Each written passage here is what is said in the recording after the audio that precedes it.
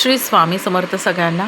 मी आज तुम्हाला स्वामींची नित्यसेवा कशी करायची ह्याची थोडक्यात माहिती देते. जी मला माहिती आहे ती मी तुम्हाला सांगते. तुम्हाला काय करायचं आहे, दर गुरुवारी म्हणजे गुरुवारीच ही नित्यसेवा चालू करायची. गुरुवारी तुम्हाला स्वामींचा अभिषेक करायचा आहे. अभिषेक झाल्यानंतरून तुम्हाला स्वामींचा 11 माळी जप करायचा आहे. 11 माळी जप झाल्यानंतरून स्वामींचा जो तारक मंत्र आहे तो 11 वेळा बोला.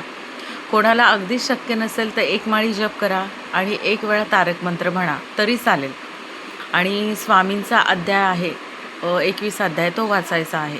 पण तो अध्याय वाचण्या अगोदर तुम्हाला गणपती स्तोत्र, गणपती अथर्व शीर्ष हे बोलायचं आहे. त्याच्यानंतर स्वामी स्तवन बोलायचं आहे. स्वामी स्तवन झाल्यानंतर तुम्हाला 21 अध्यायाला सुरुवात करायची आहे. आणि 21 अध्यायांमधले तुम्हाला गुरुवारी फक्त 3च अध्याय वाचायचे आहेत. शुक्रवारी 3 अध्याय असे 3 अध्याय तुम्हाला बुधवारपर्यंत तुमचे 21 अध्याय पूर्ण होतात. पुन्हा नव्याने गुरुवारी 21 अध्यायाला सुरुवात करायची. आणि दररोज 1 माळी जप करा किंवा 11 माळी जप करा, जसं तुम्हाला शक्य होईल असं. अशी ही नित्यसेवा आहे. आणि ते झाल्यानंतर स्वामींची आरती करा, धूपदीप दाखवा, नैवेद्य दाखवा स्वामींना, स्वामींचं दर्शन घ्या. आणि ह्याच्यामध्ये काही चूक झाली असेल तर क्षमा करा स्वामी असं म्हणा स्वामींना. स्वामी नेहमीच आपल्या पाठीशी आहेत.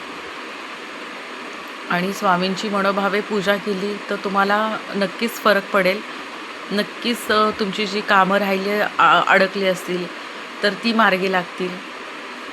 स्वामींना मनापासून बोला, स्वामीची मनापासून पूजा करा. स्वामी तुमची इच्छा नक्की पूर्ण करतील. स्वामी नेहमी पाठीशी असतात. जसं आपण बाहेर जातो, कुठे जातो, स्वामींना म्हणा, स्वामी माझ्यासोबत चला.